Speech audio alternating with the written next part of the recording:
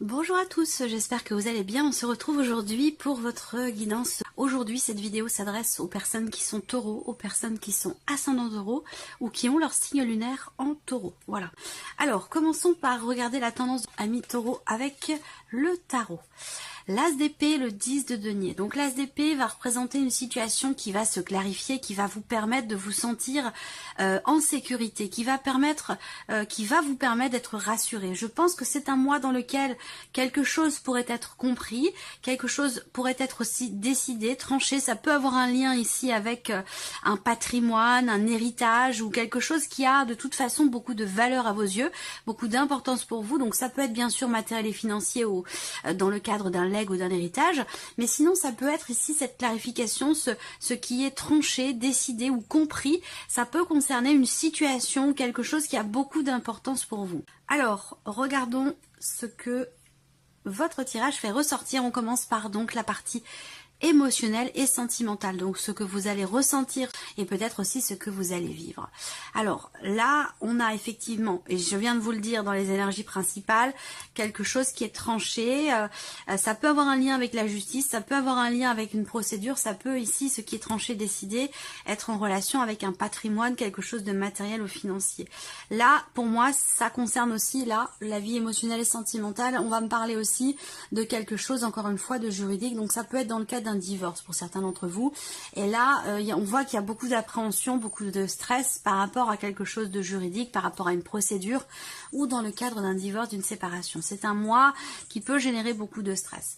Là, ce que je vois aussi pour d'autres, c'est que il y a ce sentiment de solitude. Alors, ça ne veut pas dire que vous êtes seul, parce qu'on peut se sentir seul aussi quand on est accompagné.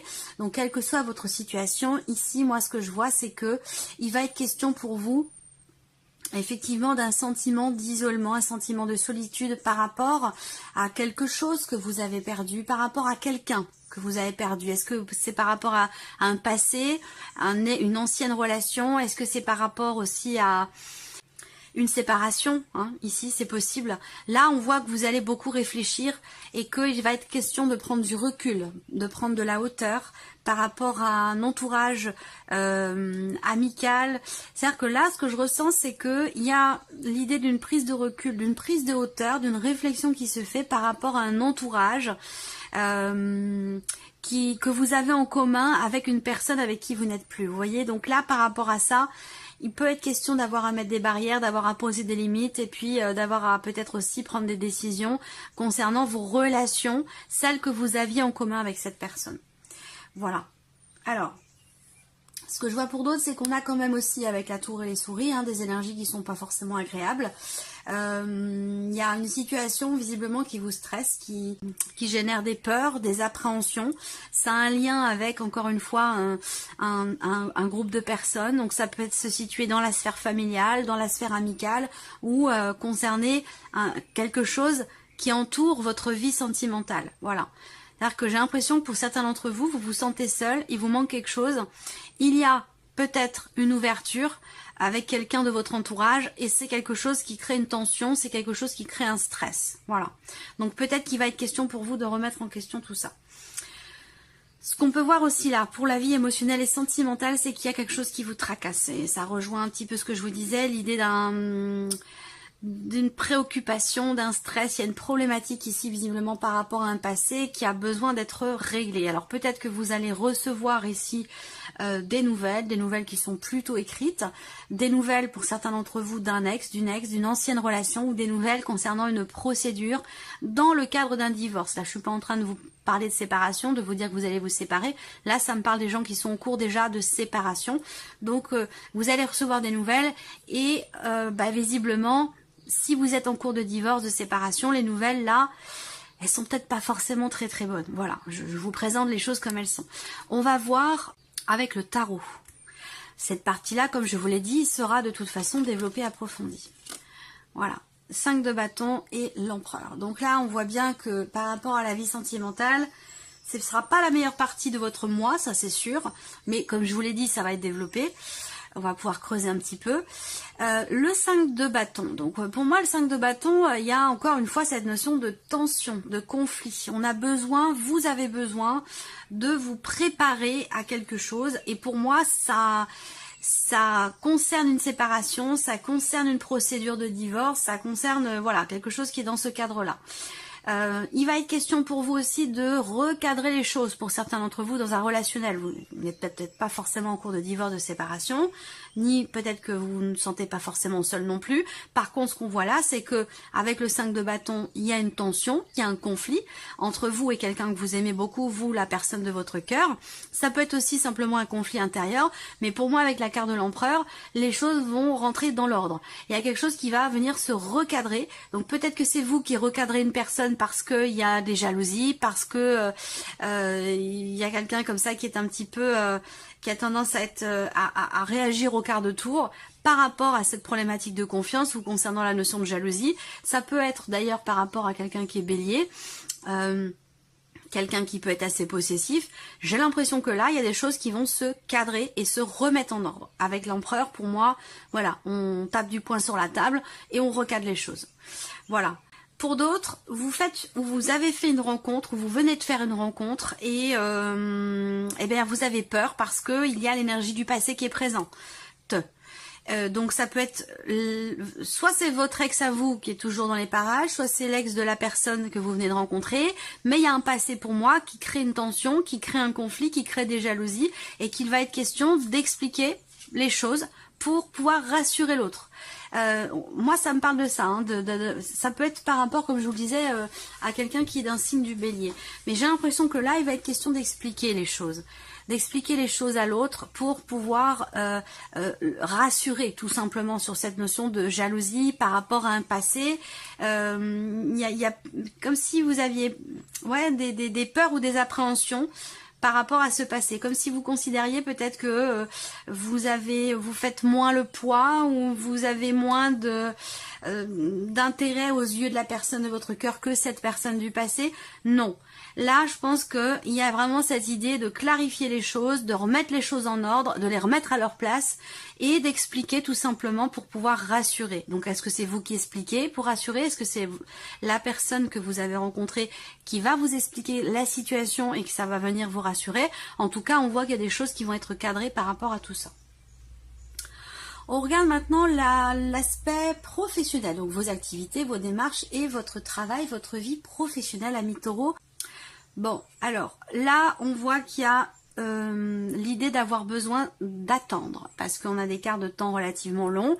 Pour certains d'entre vous, il y a des problématiques ou des blocages qui sont rencontrés par rapport à un projet, dans le fait de pouvoir faire avancer, évoluer une situation. On voit que c'est très lent, c'est très poussif. Il y a peut-être aussi des choses qui ont été reportées, qui ne se sont pas forcément passées comme vous le souhaitiez.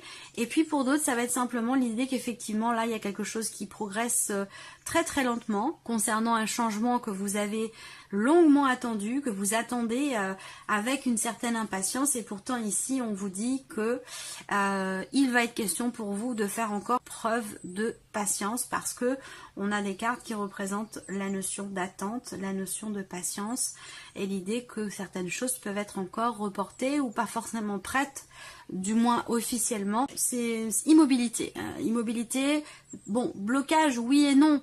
C'est juste que c'est lent, tout simplement. C'est juste que c'est lent, que ça, il y a quelque chose qui prend beaucoup de temps. Est-ce que c'est par rapport à une élévation aussi professionnelle, par rapport au fait de monter en grade, que quelque chose vous soit reconnu officiellement, que vous puissiez changer de niveau, changer si c'est dans tout ce qui est administratif, public ou étatique, il y a cette idée d'attendre je sais pas, une agrégation ou quelque chose comme ça. Et j'ai l'impression qu'il va falloir attendre encore un petit peu. Le délai est long, mais il va falloir être, voilà, tout simplement très très patient ou très patiente. Ça peut avoir un lien avec l'officialisation de quelque chose. Donc comme je vous le disais, ça peut avoir un lien avec une agrégation, la validation aussi de quelque chose qui vous permettrait, vous, une évolution dans votre vie professionnelle, où là il y a des gros blocages et qu'il va falloir être de toute façon très patient ou très patient. Ça peut concerner quelque chose qui est dans l'administration, dans l'éducation nationale ou quelque chose comme ça. On regarde avec le tarot. 6 d'épée et le monde. Donc là on parle d'un départ. On parle d'un départ, on parle de la fin d'un chapitre. c'est peut-être ça peut être un départ hein, que vous attendez, que vous cherchez à négocier, mais qu'on vous dit non, pas tout de suite, ce sera pas avant telle date, ce sera pas, voilà, quelque chose comme ça. Bon, de toute façon, l'énergie est là. 6 d'épée, le monde, là, clairement, vous quittez une situation, vous quittez quelque chose. Le 6 d'épée, c'est une énergie qui parle de départ. Donc, vous laissez quelque chose derrière vous ce mois-ci, vous quittez une situation, vous allez de l'avant, vous laissez quelque chose derrière vous. Et effectivement, avec le monde, eh bien, on a cette notion, encore une fois, de fin de chapitre, quelque chose qui se termine. Donc là, il est question pour vous de partir, d'arrêter quelque chose, de prendre un nouveau départ, de démarrer quelque chose de nouveau. Et d'ailleurs, c'était la coupe du petit Lenormand dans votre tirage, hein, l'idée d'un nouveau départ ou d'un nouveau projet. Peut-être que ça prend du temps, que ça met du temps à se mettre en place, mais les énergies de ce départ sont quand même là, sont quand même présentes. L'idée de pouvoir finaliser aussi un départ, de pouvoir... Alors ça peut être par rapport à un départ en retraite aussi. Hein. Peut-être qu'on va vous dire, ah bah non, là il vous manque encore... un trimestre, il vous manque encore quelque chose, ce sera pas pour tout de suite, ce sera pas possible pour cette période-là, ce sera possible que sur le 3e trimestre ou quelque chose comme ça, vous voyez, ça peut être dans cette dynamique-là pour certains d'entre vous. Alors, continuons ici le plan matériel et financier pour vous, amis taureaux. Bon, matériel et financier, on a la stabilité. Il y a un mouvement qui se fait, il y a un changement qui va vous amener, vous, une stabilité matérielle ou financière au travers d'un engagement, au travers de quelque chose qui se signe et qui se conclut.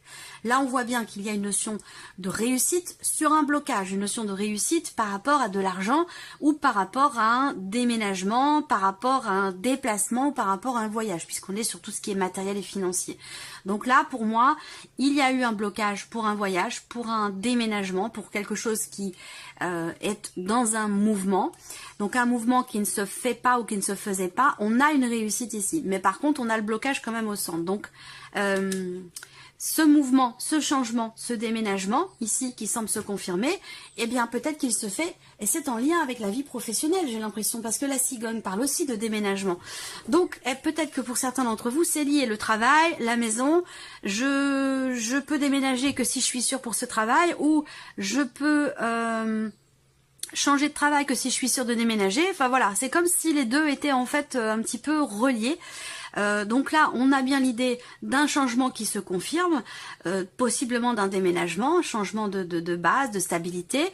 Là, pour moi, ça se fait, mais sur du retard parce qu'on a entre-temps des choses qui bloquent et qui sont possiblement reportées, particulièrement par rapport à la sphère professionnelle. Mais au bout du compte, on a quand même ici quelque chose qui se signe, qui se conclut. On parle ici de victoire, on parle de réussite sur un blocage ici, par rapport à un mouvement, quel qu'il soit, que ce soit un voyage ou un déménagement. Voilà. On regarde avec le tarot. Alors, la justice, le 7 d'épée. Bon, alors... matériel financier pour tout ce qui est juridique, judiciaire, peut-être même administratif pour certains d'entre vous, en lien aussi peut-être avec une procédure. Là, bon, vous avez le 7 d'épée, ça veut dire que vous avez face à vous quelqu'un d'assez sournois. On a cette énergie quand même de la manipulation, du mensonge, de la tricherie. Donc là, quelque chose, j'ai pas plus de détails que ça. Certains ou certaines d'entre vous vont avoir à faire appel peut-être à la justice parce que vous avez été ici blousé par quelqu'un, parce que quelqu'un a pris la poudre d'escampette, vous a fait miroiter quelque chose et pouf, a disparu dans la nature, quelque chose comme ça.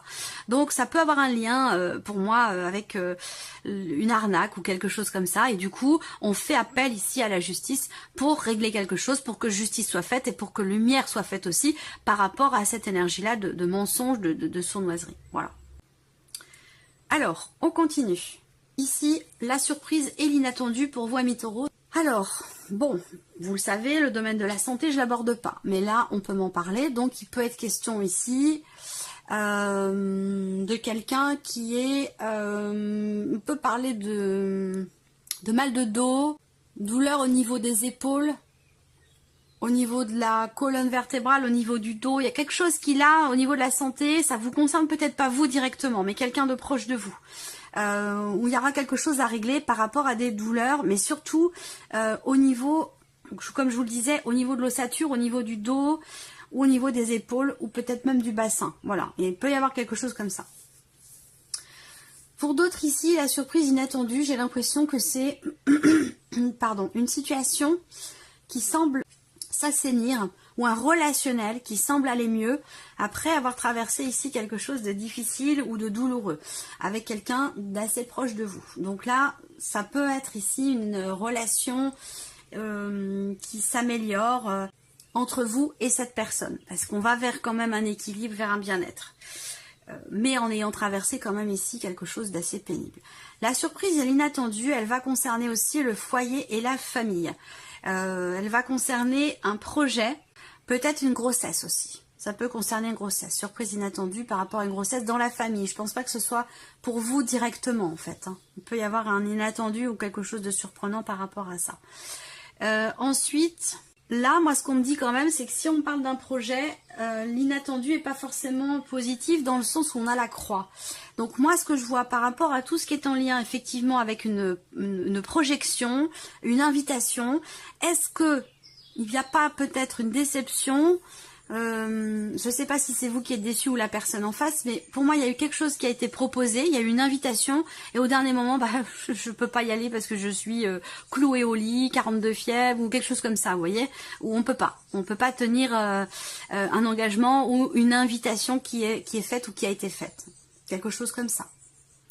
Regardons avec le tarot. Alors, surprise inattendue, ici, ça concerne l'étranger, ça concerne quelqu'un qui est d'origine étrangère pour certains d'entre vous. Par rapport à ça, la surprise et l'inattendu, ça va être quelque chose de nouveau. Alors, non, oui, quelque chose de nouveau, concernant l'étranger, concernant peut-être un voyage, parce que je vous en ai parlé là aussi. Donc, il peut y avoir une surprise inattendue concernant un voyage ou quelque chose qui est en rapport avec l'étranger. Bon, l'étranger ou peut-être une région assez lointaine de la vôtre. La surprise inattendue, ça peut être aussi en lien, en relation avec l'un de vos enfants, par rapport à un enfant, un ado, qui peut vouloir partir ou... Voilà, il y a quelque chose qui a à voir avec un voyage et peut-être aussi avec l'un de vos enfants, quelqu'un d'assez jeune.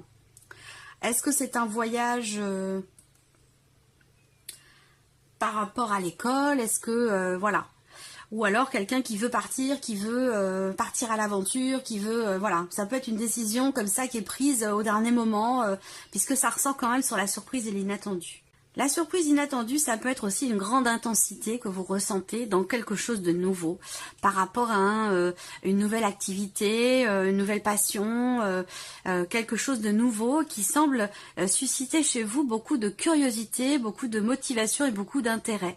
Et ça ressort dans la surprise et l'inattendu. Ça veut dire que vous ne vous attendiez pas peut-être à aller dans cette direction, à apprécier cette nouvelle activité, cette nouvelle passion, ou quelque chose comme si vous vous preniez de passion de quelque chose, alors peut-être de quelqu'un, mais bon, je ne pense pas ici que ça me parle d'amour, mais bon, pourquoi pas, hein.